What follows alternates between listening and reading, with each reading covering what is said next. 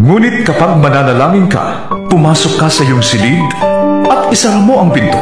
Saka ka manalangin sa iyong amang hindi mo nakikita, at ang iyong amang nakakakita ng ginagawa mo ng lihim ang siyang magbibigay sa iyo ng gantimpala. Sa pananalangin ninyo'y huwag kayong gagamit ng maraming salitang walang kabuluhan, gaya ng ginagawa ng mga hindi nakakakilala sa Diyos. Ang akala nila'y pakikinggan sila ng Diyos dahil sa dami ng kanilang salita. Huwag ninyo silang tutularan.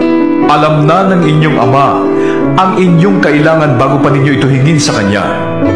Ganito kayo mananalangin: Ama naming nasa langit, sambahin nawa ang pangalan mo. Naway maghari ka sa amin. Sundin nawa ang iyong kalooban dito sa lupa tulad ng sa langit.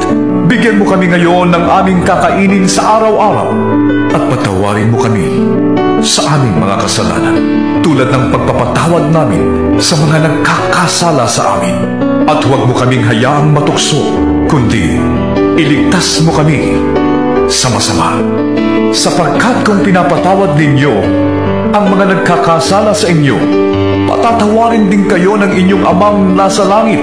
Ngunit kung hindi ninyo pinapatawad ang mga nagkakasala sa inyo, hindi rin kayo patatawarin ng inyong Ama